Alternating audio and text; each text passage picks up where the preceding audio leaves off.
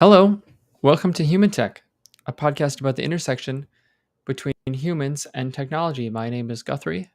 I'm here with Susan. Hello, Susan. Hello. She waved before she said hello, and I was like, I hope you say something because waving is not going to work on the podcast feed.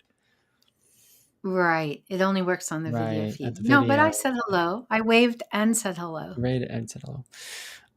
So do you want to introduce our topic today? Yeah, we'll see how this goes. I have a little bit of trepidation Uh-huh. about this, but we'll just see how it goes. So, we were talking before we started today about what we were going to talk about today, and we decided to talk about. All right, this just sounds weird. Music notation. Hmm. But there is a human and tech element to this, right?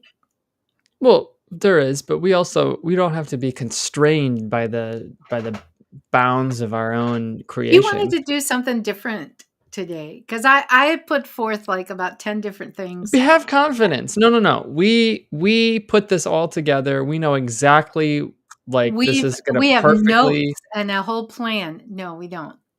Okay, so I wanted to talk about music notation for a couple of reasons. Go ahead. The first is you should actually talk about.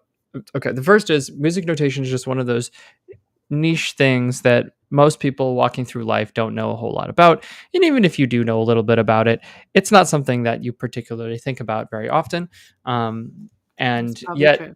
really fascinating. I find that a lot of small little ponds like this can often have often a really really interesting history. But I'm also the type of person who would listen to like a 16-part series on like the history of fill in the blank, like Helvetica. typewriters.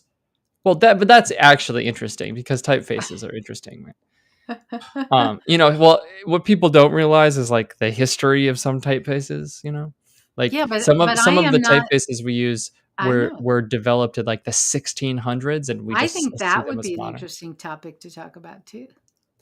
So music notation is one of those things. There are standards and rules, and the rules are very specific and common somehow across most of the globe, despite a wide variety of musical styles.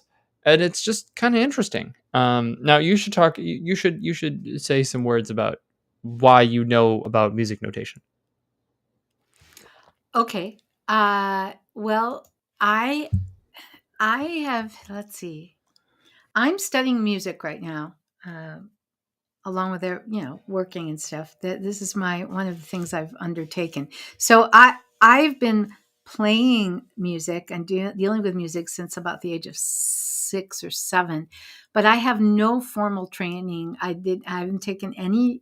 I don't think maybe I've taken like one piano lesson in my life, kind of thing, and I have taken some vocal lessons from a really wonderful, talented jazz vocalist named Janet Planet. I just wanted to throw that in there, a shout out to Janet. But um, I haven't studied music in school, and I haven't. I, I've learned. I'm self-taught and gone to some. I go to this wonderful jazz music camp, and I learned some theory there. So I've been learning along the way, but not like formally. And I decided that I wanted to learn more because, as you know, Guthrie, I compose music, and you do too.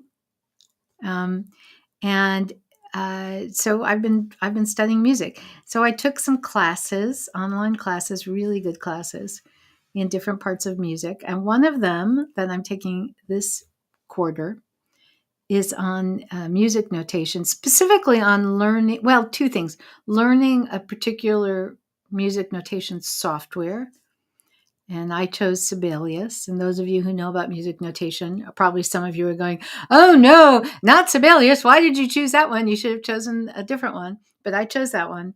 And this course I'm taking is both how to use the software, but also about the rules and conventions and standards and guidelines around notating music. So it's been interesting, and I've been learning a lot. And I don't know. I brought it up in conversation, and you said let's talk about that on the podcast. So that's how we got here. Now, what do we do? Oh, I can't hear you, Guthrie. We need to talk about what music notation actually is and what it's used for. So let's break this down. We'll do a little information architecture here. We'll go back to first principles. Okay. So we are talking about human created systems around a natural phenomenon. And that's where things get really sort of interesting. What do you mean by that? Well, like time.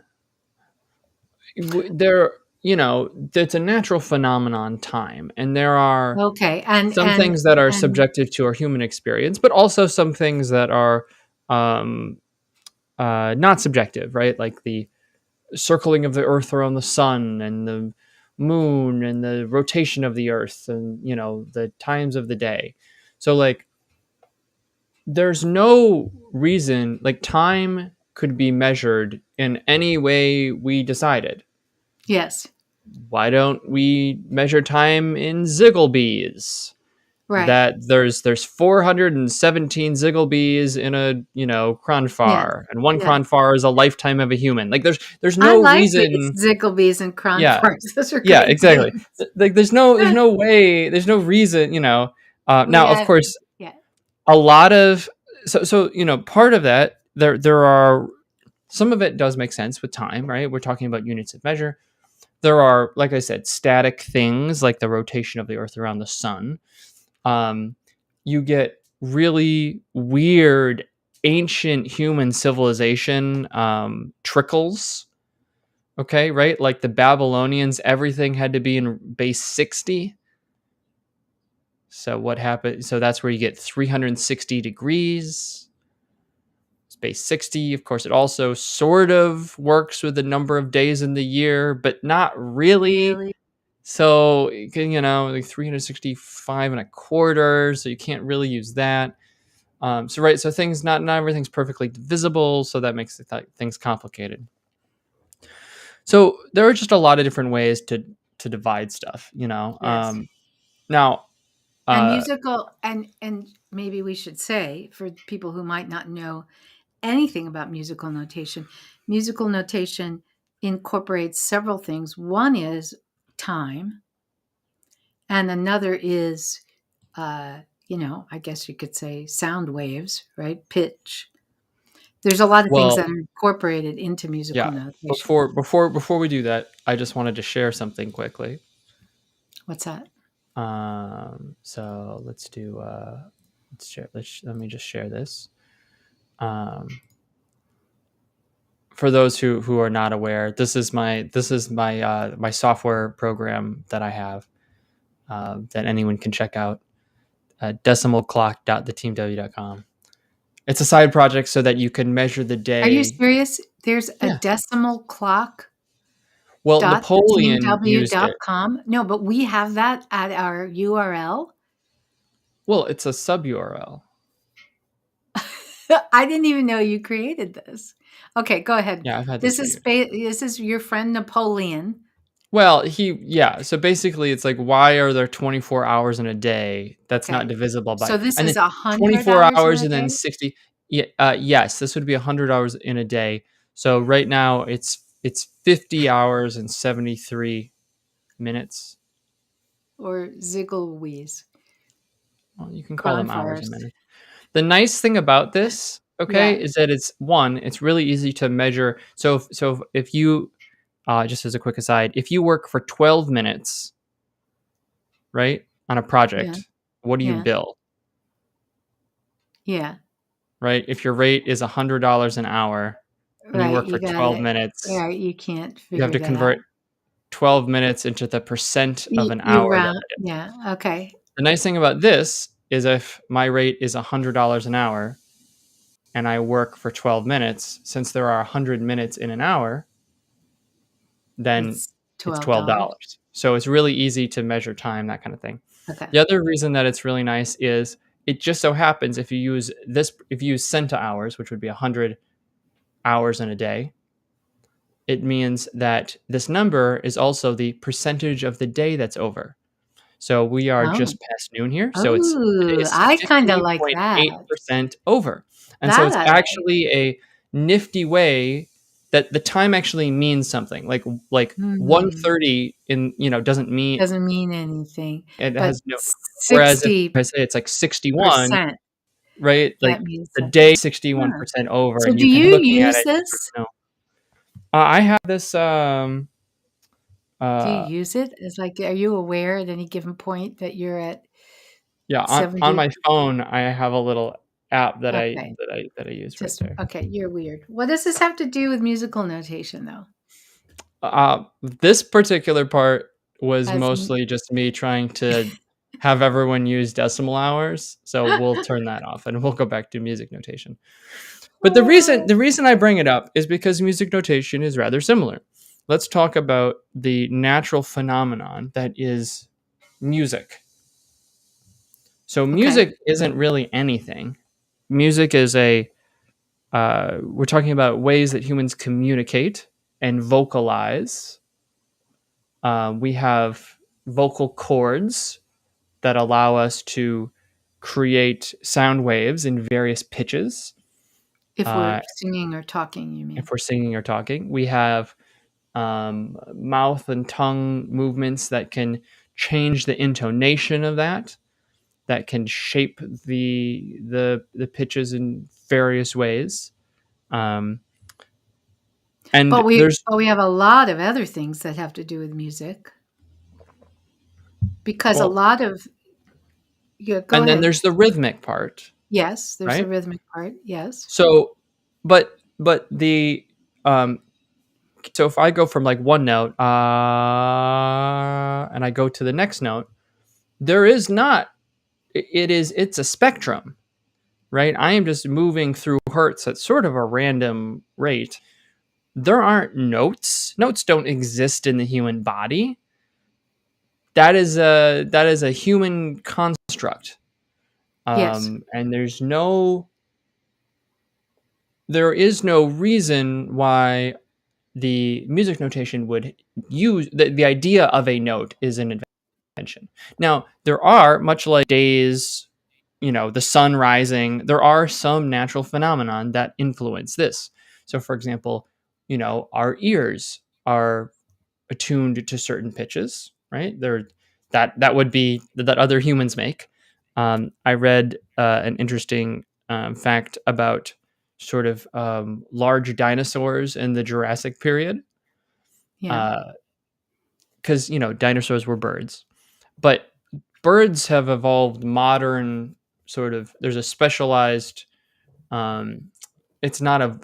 They don't have the same um, physiology of creating sounds that humans do. I think it's called Right. a syrinx or something. Yeah. Uh, yeah, they have their own organ to create noise, but that had not evolved up in the dinosaur days, and so dinosaurs communicated with a range of different, uh, I guess we'll say sound producers in ways that we can't even comprehend, and some of the larger ones on the uh, basically you wouldn't even hear it, you just like feel a low rumble. It was a just sort of a very low frequency, like, but like, that's how they communicated, and the waves would travel for miles, these really crazy low rumbles that would sound completely foreign to us. um but we have evolved to hear sounds at the frequency that we make them, which so we can communicate, right? That makes sense. Yeah. So that's one box. Okay, Yeah. we seem to have a natural rhythm,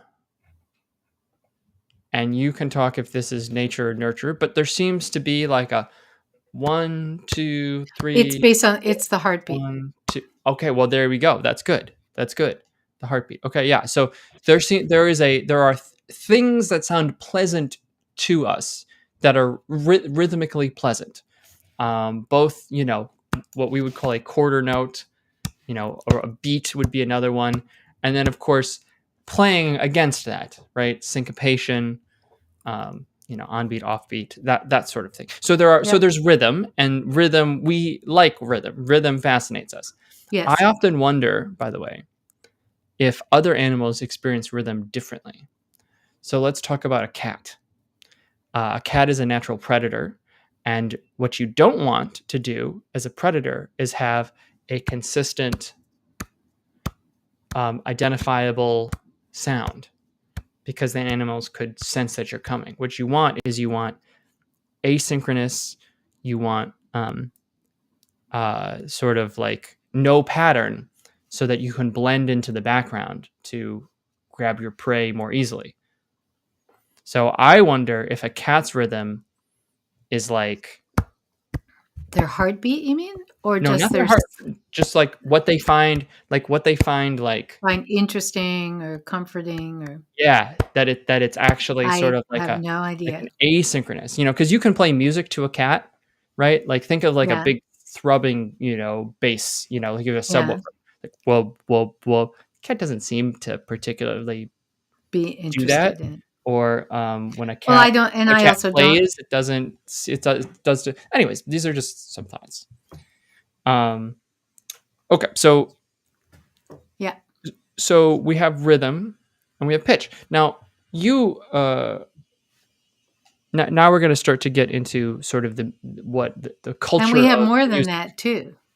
Okay, what else am I missing? Well, because when you're notating music, when you're creating, uh, when you're Well, you have trying to, lyrics too. there's lyrics, but Hmm. let's focus mainly on. Well, no, I guess we can encompass all of that. When you are notating music, when you are creating a score or a lead sheet, you're trying to put together, piece of paper, and it has information on it, and you're doing that for a couple of reasons. One is perhaps to help your own memory, because otherwise you're going to forget the melody or you're going to forget the rhythm or and so on. And this is a way of writing it down. And but mainly because you want to communicate this to other musicians who are then going to play the music. Uh, because if I try to you know, say to you, "Oh, hey Guthrie, here's the tune and here's the rhythm," and then I just kind of sing it or play it once. Are you going to be able to uh, replicate that exactly? And what if it's a really long song? So that's why we notate music, is so that we can remember it and so that we can communicate it to others. And um, it there's a lot that you can communicate. So, for instance, some of the interesting things, let's see, the things I've been learning, and what, well, let me back up for a second. I've been reading music since I was 7. So I said I didn't have any formal training, and I didn't. But I have been reading musical scores and musical notation for a very long time. But because I learned it so young, I never stopped to think about what was in there until I started taking this course. And then I realized, oh, yeah. So on a musical score, a modern musical score, you might have things like the pitches that are to be the particular notes or pitches that should be played. You're going to have the rhythm, as you said. What is the rhythm? What is the speed? What is the beat? What kind of beat? You're going to have uh, dynamics and expressions, like at this part of the song, you're supposed to play soft. And at this part of the song, you're supposed to play loud. And in this part of the song, you're supposed to slow down. And this part of the song, uh, you're supposed to play it or sing it without taking a breath until you get to this part. Um, if and then there's even specifics for specific instruments, like if the score is for a violin, you're supposed to be moving the bow up here, or you're supposed to be moving the bow down here. For if it's for piano, you're supposed to be using a pedal, or you're not. I mean, there's if it's for trumpet, you're supposed to be articulating it a certain way. Is it supposed to be short notes? There's so much stuff that is communicated on this piece of paper with all these rules.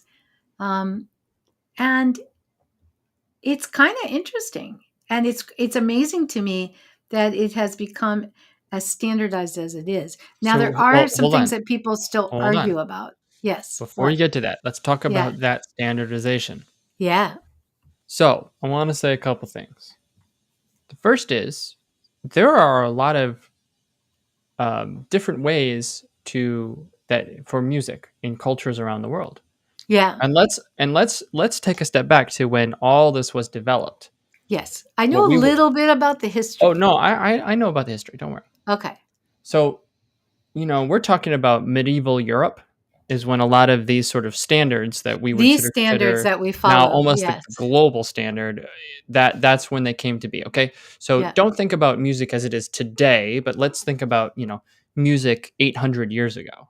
Yeah. Now, even today, but especially back then, um, just the idea of notes, scales, Yeah.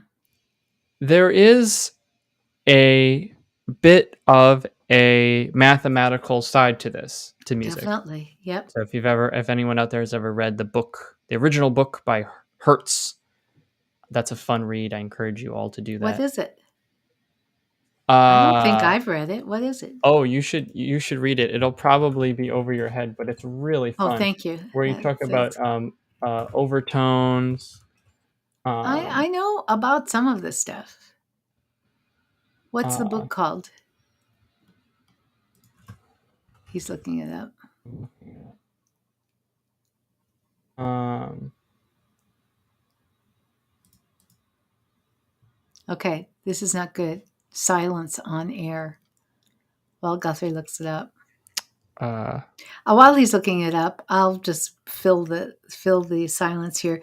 I did find out that our current modern way of writing music, because there were ways in ancient Egypt that were very different, but the current modern way that musical notation is written, which comes from, as Guthrie said, many hundreds of years ago, well, I was. I wanted to do the history. Oh, okay. Then I'm not going to tell you Yeah, this you don't have to because do it. Guthrie is going to tell us the history a little bit later. I'm just trying to fill the blank time here while you find this book, Guthrie. Right. Right. Okay. Right. So I believe it was Heinrich Hertz. Heinrich Hertz. Okay. Yes. And what's it called? And when was it written? He's looking it up. More silence during our podcast. Yeah, I'll have to get back to you on All that. right, he'll get back to us on that. Just because I think it was Hertz, but it might have been someone else. Okay. Um What is this is a book on it's a book on math. But math and specifically math when it comes to sound? to sound. Yeah. Because we're talking about frequency, Right. right? Because sound is just energy transmitted at a certain frequency. Right. So if you've ever watched like where they put the sand on the speaker and then they turn it to different frequencies and it makes And the different sand makes patterns. Yeah. really cool. Anyone can do that experiment or check it out. And the reason that it happens is because there is a mathematical element to sound and to pitches in Yes. particular. Yes. So it's not just random, right? While there are infinite, I can sort of move from, whoa, we're moving up. Once I get to the next note, there's a mathematical relationship between these. And that was actually the other thing Pythagoras did. So the ratio between different pitches sort of denotes the note. Yeah. So for example, if you have, what's an octave? Do you know what an octave is? You mean mathematically? Well, explain it not mathematically. I don't know if I can explain it well, not mathematically, but you have.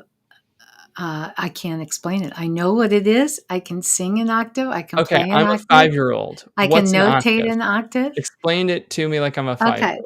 Well, in our musical system, we have.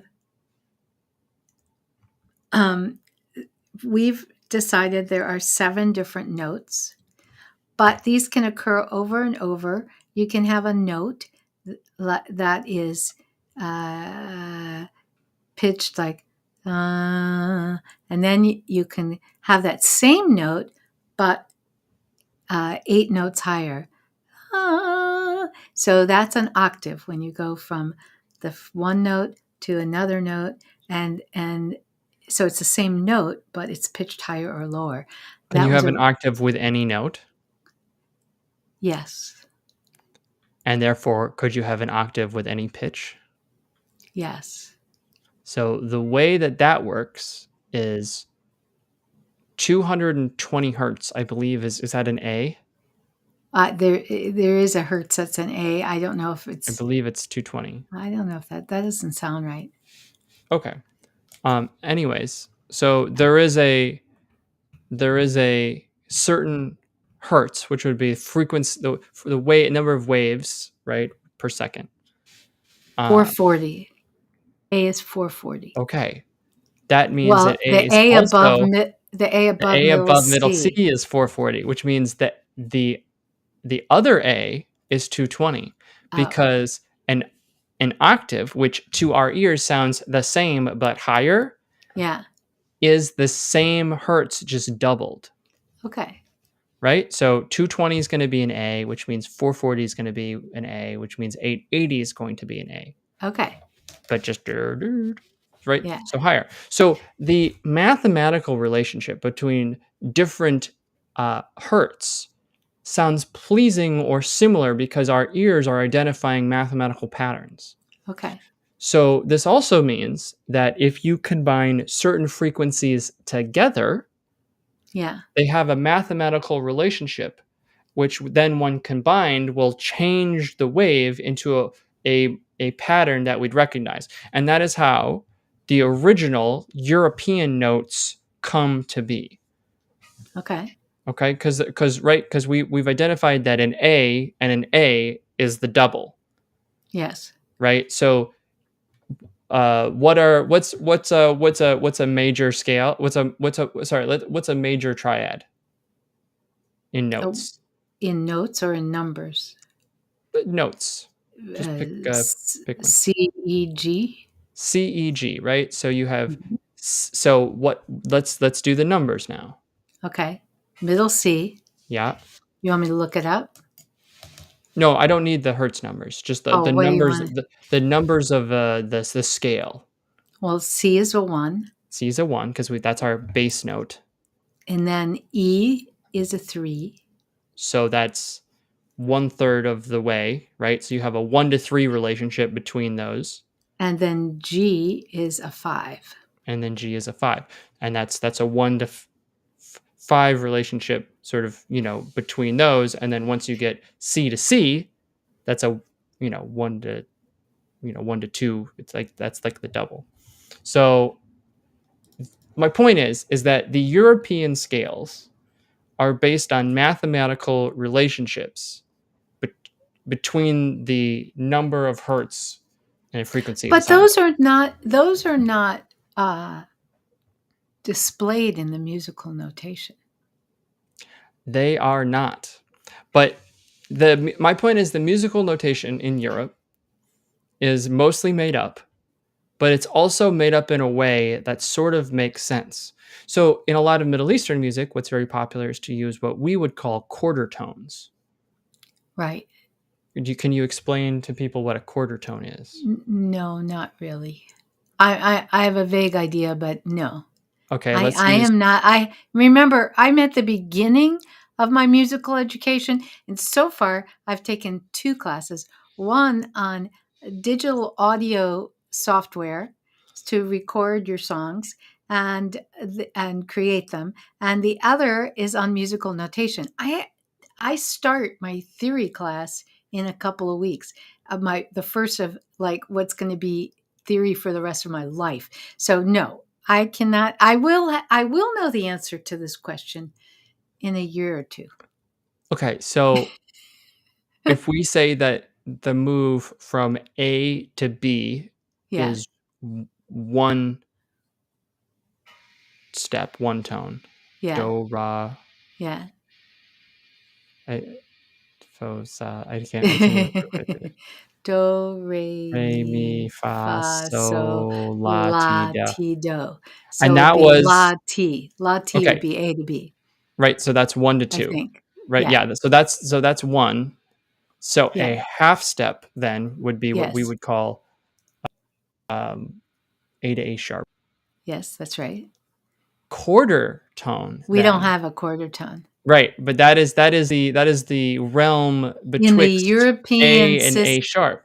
in the European notation system, you Right. usually don't delineate a quarter tone. Not in So, the standard notation system that I'm learning. uh, right, right. Um, yeah, okay. So by the way, just to make sure you're aware, Yeah, here are the notes in a C major key in relation to C, I know what those are.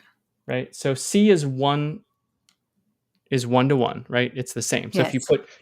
if two people are both playing C, the same middle C, the sound waves line up.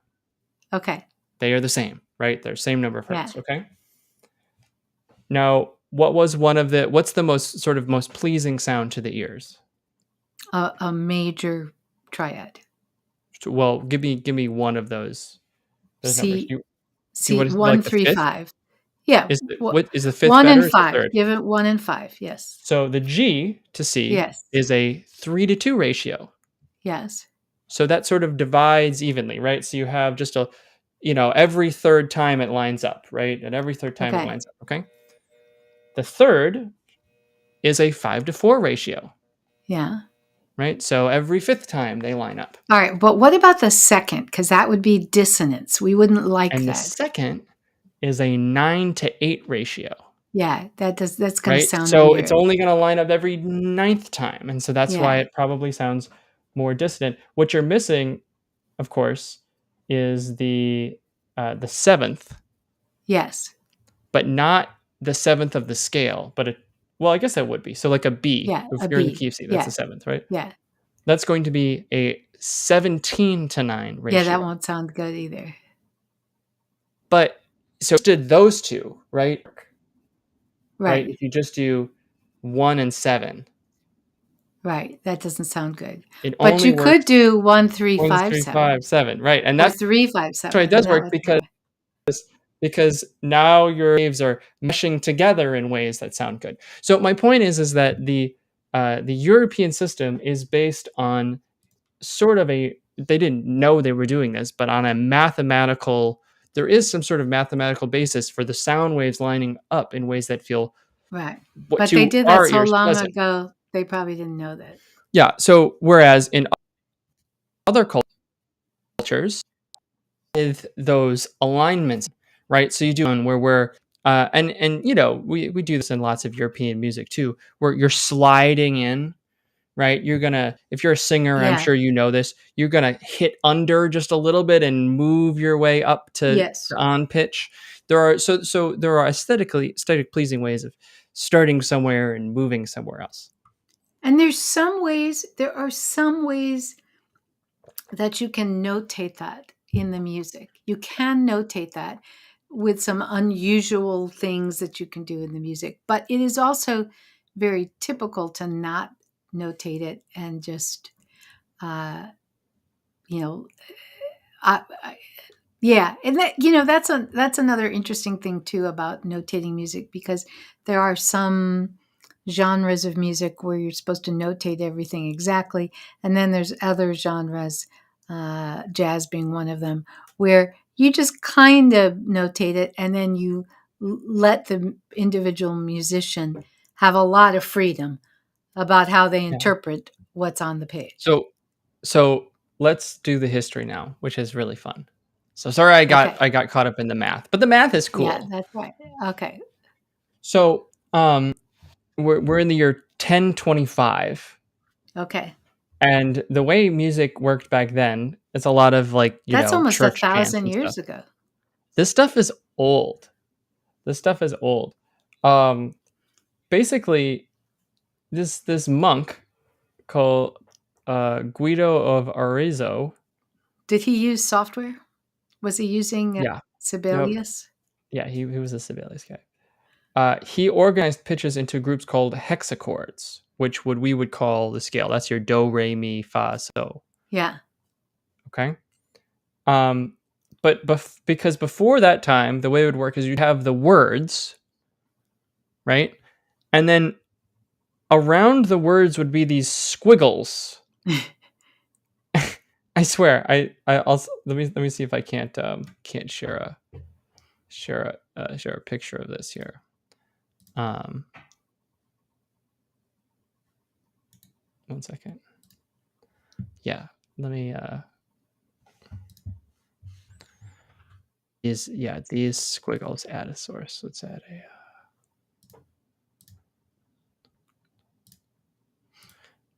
okay, I don't know if you can see this. Yep. Those are squiggles. Squiggles. What were the squiggles identifying? So the squiggle But interesting, the squiggles look a lot like musical notes. They do. So what the squiggles were identifying was they would show you the what this they describe as the contour of the melody. So if a line above a word rises, you raise the pitch. If it lowers, you lower the pitch. So they look like notes, but they're not. They're not notes. It's almost like synesthesia. Yeah, but where it's you're yeah. But it's interesting that when they finally went to notes, they used squiggles that look very similar to this. Yeah, right. So if it's sort of a long, if the squiggle has like a big blob, right, you kind of stay there. Yeah. And if there's a line, you're You moving. go up or you go down. Down. Okay. So so that was the squiggles before. But That's you can tell interesting. if you have an entire choir trying to sing a song, it's a little difficult because there's a lot of room for But don't you think creativity in there. But don't you think that back then it was mainly an oral tradition, so you were learning the songs by listening to them rather than by reading the notation? Well, yeah, sure, but if you had someone new who was trying to learn it, Yeah. I'm sure it was Okay. rather difficult. This Or is the or this you is get 4 people together and you're trying to remember, how does this one go? Yeah. You know, you need it written down somewhere, but it's like, okay, this is So just they were doing that. a They were doing that back then too. That sounds everyone's like looking at a each other. conversation my little jazz trio has. How does this one go again? Yeah, we'd say the same thing. So what he wanted is he wanted a way for a young singer to learn some of this stuff without ever having heard it before. Okay, so he made this thing up. Yeah. And so Then what happened? what he made up is a thing called a noom. Okay. Yeah. And the way that works is it has 4 lines. Oh, so this is the first musical staff. And you notice it's the exact same thing where the lines sort of tell you Whether to go up or what to down. do, but Yeah. instead of just a squiggle, we have a line so you can see relative Ah. squiggleness, right? Yeah. Are we Yeah. kind of staying here? Staying the same? Are we going Are up we going by up? Are we 1 or are going we going up by down? 2? Yeah. 2, Okay. and that's where the do, re, mi, fa, so Okay. comes into place, Okay. right? Because you have we could because each one of those steps Yes. I get it. Yeah, and that's was why you have was a 4. in relationship. Although That's why you but have now we 4. have 5. Right. Okay. So that was the next that's sort of that was the next Yeah. step. By the way, this is a fun one here. So this one here, It's a picture of a hand. it's a picture of a hand, but it's how you do the do, ra, Okay, I re, don't mi, even but like want with I the don't even hand. wanna know. So people could Yeah, memorize it so that you could look no. at the notation I and don't figure wanna out know what's going that. I don't even wanna know how to do that. I hope I don't have to learn that in any of my courses. on. So finally, the other problem you had to solve is, okay, well, now that we have this thing, but how do we know how long to sing something Yes. for? Like how long to be on So one over particular note before you go to the next right, note. right. So over time, they kind of came up, instead of just the regular lines, now we have these sort of different types of Right. squiggles. So if it's got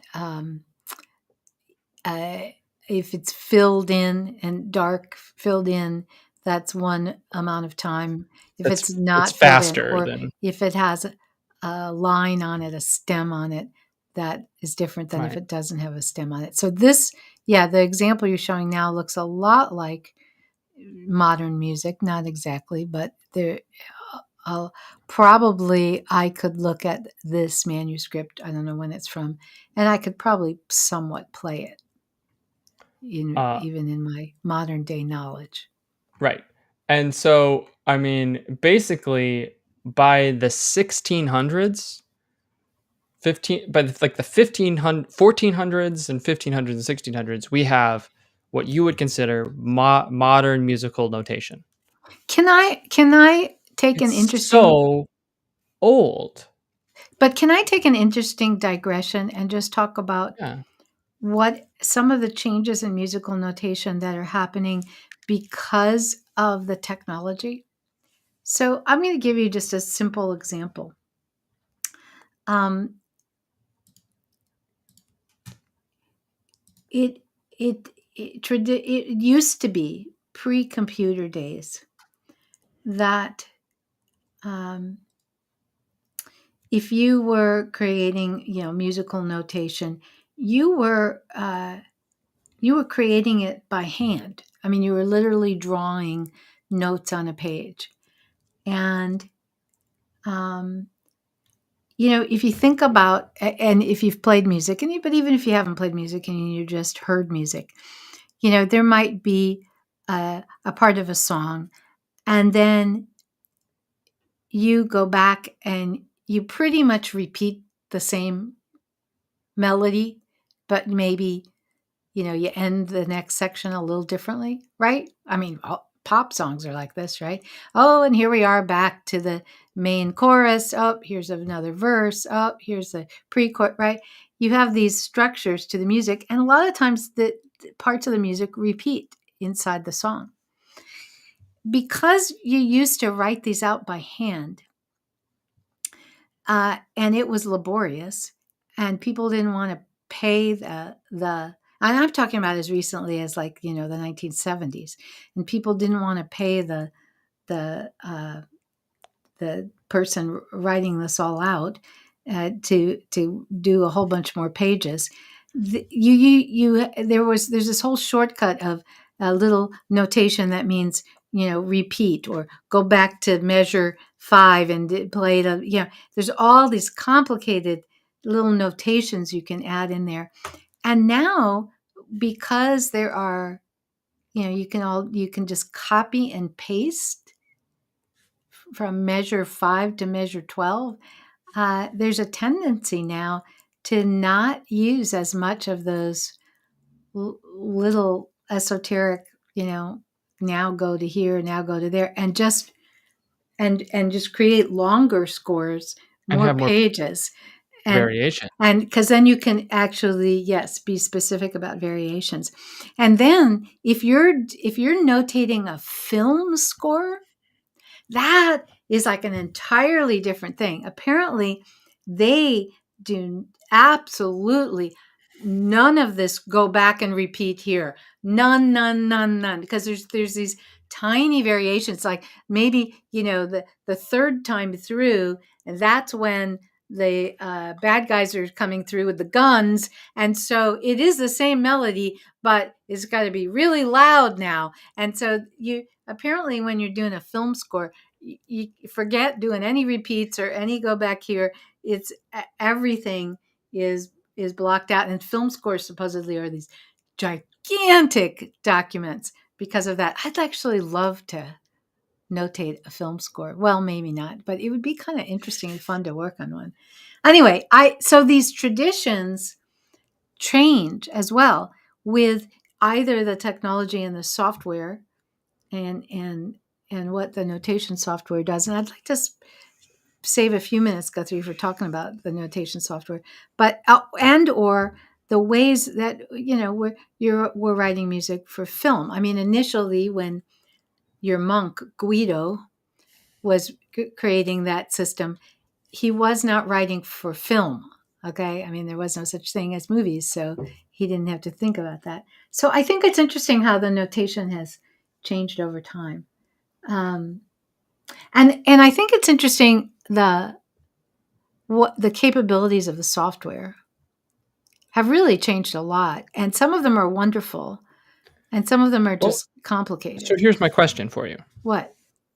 So we have a European centric music model that was Yes. essentially developed Yes. for monks to chant things in Religious music. major in chords that were not very interesting or Well, they did a lot well of we'd say minor. varied. They did a lot of minor keys as well, so not just No, all no, I major. know, but Yeah. it's not. Not We're not into not complicated. jazz No, complicated no, chords, we're not. and we're certainly not doing quarter tones And we're not or doing other music forms of from it. music like Yeah, Middle Eastern or Indian. Yes. right. Yes. Yeah. Exactly. Which are okay. So we've Different. started with one particular type of music for monks. Yes. Yes. Now they added that fifth line once instruments became more sophisticated Yes. because a a cello can produce notes that are a much wider range than a normal human voice can. Voice. Yes. So you need more More. ups and downs, Yes. right? So they added that fifth line. Yeah. But even then, if you're talking about a flute, right? If you've ever looked at flute notation, that there's like it goes up like It's way 7 above the lines. line. It's There's 5 ridiculous, lines, but the and then it's notes like are what's not even way on over the there. So the lines. lines don't even matter Yeah. for the most part. Even though a flute can play relatively low as well, depending on the type of flute you get. You have this like okay, so then it gets they smush that old monk notation into something that might work for instruments. Yes. And now we've taken this smushed for instruments that are supposed to be written, and we've glommed that into a computer program Yes. where people aren't even using traditional instruments to make music. They're just pressing buttons on control pads, Right. Right. and it's all MIDI anyways, right? Yes. So my question is, no one there are standards here, standards and guidelines Yes. that have just sort of naturally grown. Yes. And do they still make sense? Yeah, it's a good question. And sometimes they do. But Or well, and before I say this, but also just like the marks for uh silence, for example. yes. The weird squiggles, all the Italian words Uh, for everything. yes. The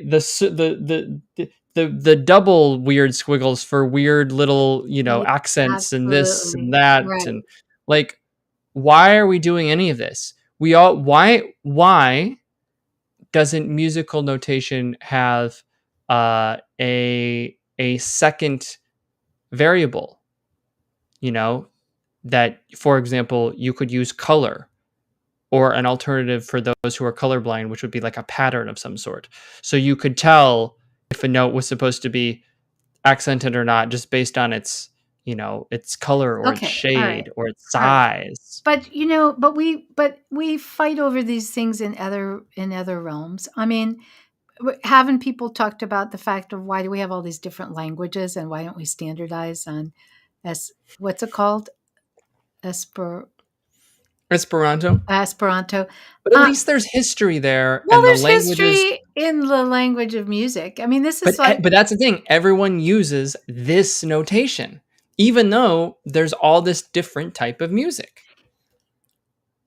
I There's agree, many different types of and languages for different types of people in so history. far in the books, because we have textbooks in my classes, and in the books I've been reading, I do not see anyone addressing this particular question.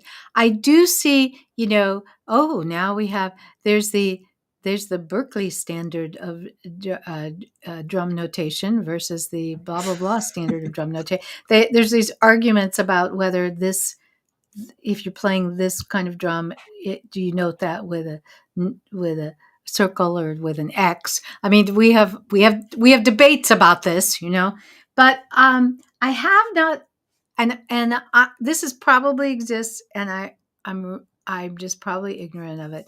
I haven't seen so far any major discussions about, okay, we're going to do it totally different, but I'm sure there are people who think we should. And I agree with you. Like some of the terms are really esoteric because they're based on some Latin word or something, and that nobody uses. Why do we have to call it that? Yeah, why on the sheet Yeah. music doesn't it just say loud, louder, Well, that's very English. loud? That's English. Not everybody speaks The most English. common language on earth. But okay, yes. What are some of the how do you denote loud in music? Forte, and then you could have two Fs or three Fs if you want it really, really loud. You could have three Ps if you want it soft, because By the way, because P stands for pianissimo. yeah, but then their two P's are like pianissa. Yeah, I don't even know. I just The multiple P's and the multiple F's do stand for a longer word that just tacked on more things. I'm pretty sure. But Yeah, there's we're into the ridiculous. andante and allegro and everything is. What are we doing? Why are we doing this? What are we doing all this stuff? This doesn't make Tradi- any sense. Tradition. It's tradition. It's tradition. Yeah, you're right. Okay. Now you're making me sorry that I took this notation class that I'm almost over with. Well, the thing is, I'm in right? lesson 10 of 12. I'm This is almost where we done. bring it back to the human part aspect of it, because Yes. and the UX part of it, because Yes. now we're talking about norms and standards and guidelines. Yes. And so when we talk about websites, for example, you say this often. Is there probably a better way to organize things on a page? Perhaps. But if everyone is used to all the websites doing a certain, there's an industry norm or Search standard is of always at the top of the search page. is at the top on the thing. Yeah. Nav bars can be at the top or on the Top one left. is- Yes. And So some while of there this might be is a better way to do it, you we don't, have to conform to the mental models of your target or you have audience. to know that you're not conforming, and therefore that might create problems. Yes, there's definitely traditions, and everyone is following the traditions, and it does. What it does is if you have been trained in the standard, then it means that when someone puts a piece of music in front of you, you know what to do, and that, again, it's a form of communication. um, uh, it's also it's also a weird what do you call this? All right, so I've been writing music for a couple of years, and I didn't take this notation course, and so I have now discovered that the charts that I put together for the last 7 years have these mistakes on them and don't follow convention. Right now, I know that, and so I'm going back and correcting them. But it also is it's a it's like if I put a chart in front of a professional musician and it's not following convention, they know I'm an amateur. And they get what I mean most of the time. Sometimes they'll say, "Oh, over here, did you mean this or this?"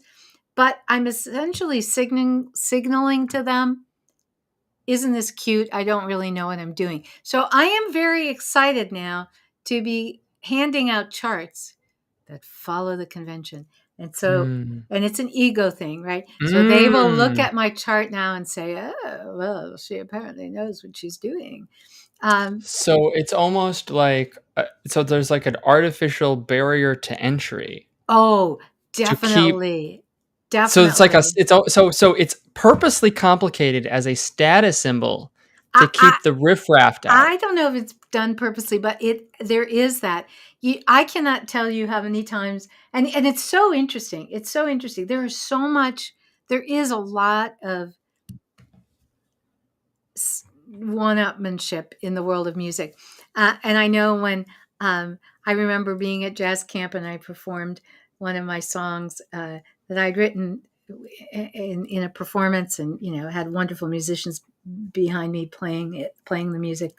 And I would have people come up to me and say, "That was a great song. I really like that song." So, um, who wrote the who wrote the chord arrangement? And it was like, I did. And they're like, "Well, I you wrote the lyrics and the melody, but who did the chords?" It's like, I did. It's like this. Oh, well, you couldn't possibly be smart enough to have done that chord arrangement, right? So there is this whole, kind of snobbery thing. But yeah, I want to learn music so that I can communicate better, but also so that I'll be taken seriously. Isn't that just horrible? That's one reason why I want to learn music notation. So the other musicians will say, "Oh, maybe she knows what she's doing." Um, I mean, maybe some of this, maybe it's just a matter of time. Like if you look at conventions for the English language, yes, um, they there change. are, yeah, the conventions change. The overuse of some of the more dramatic elements of English have sort of gone by the wayside, Yes, and things have become simplified yes. in a So do lot you of think ways. that I mean, I think with But it took music, hundreds of years to, well, maybe, change. will it change faster because we have software? I don't know. I don't Mm, know. I'm that not being a tool to leverage change. I'm looking right now. There's a Kickstarter project called Hyperscore, a new way to compose music, invented by the at the MIT Media Lab. Oh, that The that one I you need to like see. draw on the graphics, and then it sort of makes your musical score. It's kind of good for kids, but I'm not sure. You'd have to have like a professional version Music notation that is would. really entrenched. I Yes. can't imagine that this is going to change in any major way anytime soon. I can't even imagine how to get it to change. I Okay, well let's. Hey, you're a change expert. Yes, This is about people and systems and cultures. yes, So how if I came to you and it's like, okay, you've won a $10 million grant yeah. we're gonna take I'm dropping things. We're gonna take um we're going to move musical notation out of the 15th century Okay. Sounds and reasonable. into the 17th century. It's Okay. 200 years of progress, Yes. right? Uh, how would you go about constructing such a campaign? It's a Wow. fun mental model, fun mind journey here. I would okay. Do you know I talk a lot about conceptual models and mental models, right? You do. And No, you sometimes do. They're too complicated for most of our audience. too complicated to even think about sometimes. Yeah. But I would if someone gave me $10 million and said, "Hey, go play with this and see if you can come up with a better musical notation," I would likely, No, no, not come up with. yeah, what? Implement. Okay. I would likely first, I would want to do research first, Guthrie. And Good. I would do research on, we now know a lot more about music than we did in the year 1025. We know more about the science of music. We know more about different music cultures and music from around the world.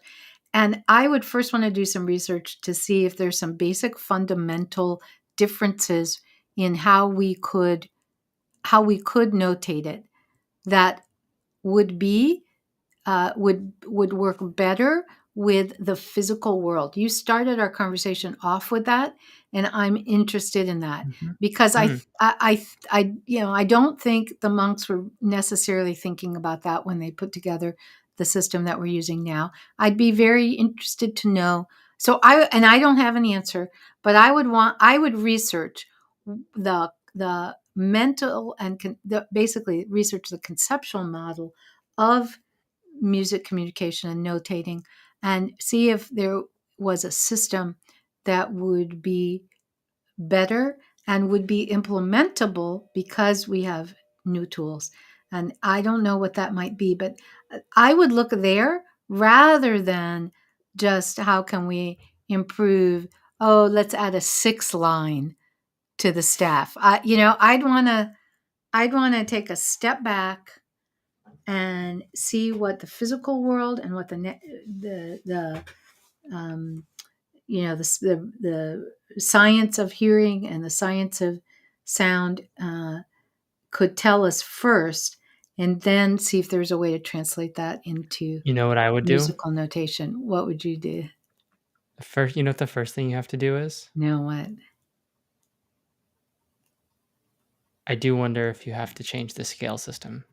Oh, I'm assuming you would probably have to change the sales scale system. I think that would be true. And if you look at more modern music and where music is at now, it's a struggle to fit it into the existing scale system.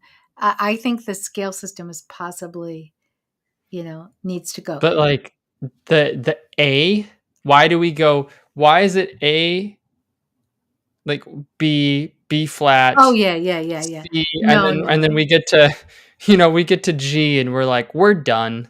yeah, no. That's that's based Would it not be easier yeah.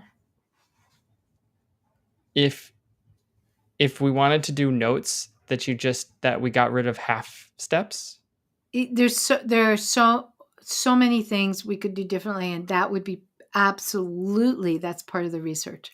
So there's research on the natural world, and then there's absolutely research on the notational aspects of it that need to be redone. And I bet there are people out there doing this research. So if anybody knows of anyone, they should let us know. I don't think anyone is Oh, doing I'm this sure research. there are. Well, I'll No. go do research on the research, and I bet somebody. Come on, you guys that are studying music, somebody's doing research on this. Okay, so let's say someone from the MIT Media Lab Yeah, rolls up and is like, contacts I us. figured it out. Well, then we're going to have them come on the Here we podcast. go. Yeah. Here's the way to do it. And we use numbers and it's this Yes. new thing and it's Yes. great. And we did the studies and we put musicians in a lab. And Yeah. after 2 weeks, they can play the Yes. lines just as fast or faster Yes. than their Yes. other small, cramped, Yes. terrible notation counterparts. Yes. Okay, so then what? If it's really better, then we create software tools for it and we start to use it and we start to teach it. And I don't think we'll do away with the current system for a very, very long time, but I think we could absolutely have 2 systems. We could absolutely do that. And you could say, oh, I'm notating this music with the Garofalo system. And Garofalo. The Jimmy Garofalo system? That's a joke you do not understand. No, but I some of don't. our audience might understand the Jimmy Anyway, Garofalo. I think you could have 2 systems. Maybe the first system would disappear over time, but as long as people are playing Beethoven and So Bach, what you you're are not gonna talking lose about, the first one. you know what you sound like? No, what? It sounds like you're talking about programming languages. Wait a minute. It sounds like I'm talking about programming languages? It sounds like you're talking about programming languages where which what's an ancient programming language you used to study? I actually took a class in PL1. Okay. Or COBOL would be another one, Cool. Okay. So, precursors, to modern languages. Yeah, to modern languages. So C, even moving to. Oh, C is new. No, I was going to say like then right, we're moving to C and then we're moving to. Yeah, that's new. That's not an old one. Yeah, That's as modern. what the musical notation would say, C sharp, even though that's not what the line. That's not. Anyways, right? So it's like, okay, so and there's a movement that comes along in the programming language space. This is how we do things, and you kind of have to do it that way because you have software that is like has to be told this is what happens when you run into this particular thing. So Yeah. if you put a new programming language that the software doesn't recognize, it won't work. So they have, I mean, they're compilers, but whatever. So then what you have is you have a new language that comes out, and people are saying, "Hey, you could write this Hello World program in PL. What was it? PL2, PL1, PL1. I don't think there PL1." ever was a PL2. They gave up on it. It was that good. I have to, hold on. I gotta see if there was ever a PL2. And it probably was. It probably just has a different name. All right, wait a minute. But okay, we have to stop because we're way past our hour. No, first of all, I don't care. I But never care about the time. but our listeners might care.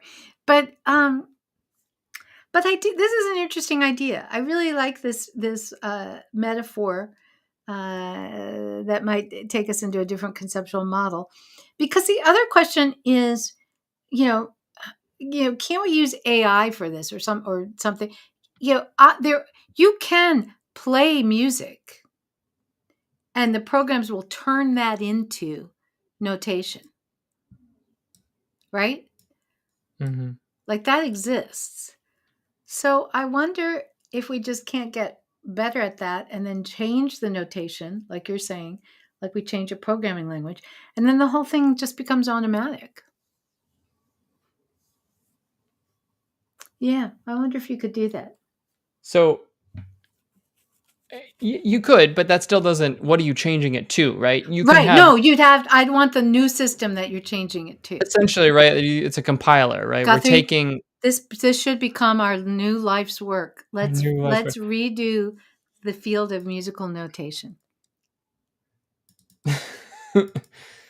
Sure, and no, but yeah. So basically, what happens is you have the new version of it, right? We'll just say there's PL2. There was never a PL2. You were definitely right. I was right about that. Yeah. Didn't happen. Yeah. They gave up on PL. Yeah. I think you know what PL stood for. Do you know what it is? I think it just stood for programming language. It does. It stands for Programming Language 1. It wasn't. They didn't have it. They didn't. No, It's the only one there was. No, before that was COBOL and Fortran. There were Fortran. other programming Algol. languages. There were other 60. programming languages, but for some reason they called this one PL1. Oh my gosh. Oh, technically there was a PL8. Oh, but only because it had 80% of PL1, and I don't think it ever got adopted anywhere. So I never heard of PL8. So yeah. All right, Guthrie, let's wrap this up. Come on. Okay. Well, I'll wrap it up. I'll just say that so you have some people who start using the new way to do it. Yeah. And you can go look at like the most popular languages. Yeah. Programming languages. Yeah. And old ones are still floating around, right? Oh, there's legacy stuff. They're still being used. Yes. Maybe not PL1 a whole lot, but certainly. No, there's even COBOL, which predates PL1, and that's around. Yep, for sure. There's ancient systems that are just. Fortran too. Yeah. There are even languages that were really widely used that are slowly being replaced, and they kind of work their way down the chart, right? Yes. So, I maybe like a PHP being replaced by maybe not, but there seems to be movement, but it can take a long time. So anyways, my cat is meowing at me. All right, then you better go take care of the cat. This is the alarm system that says the podcast is over, is the cat going, okay guys, it's been more than an hour, we're done, I want lunch. Guthrie, if people want to get hold of us and tell us how crazy we are, or tell us about their new musical notation system they invented, where should they reach us? Or their favorite esoteric programming language from the 60s. Sure. 60s or 70s we'll take. There was a lot of C++. That's That's new. C++ is very new, that relatively speaking. Yeah. Anyway, how should they reach us? They can email us at info@teenw.com. All right. Thanks, guys, for listening and watching. And sorry we put you through this painful thing on musical notation.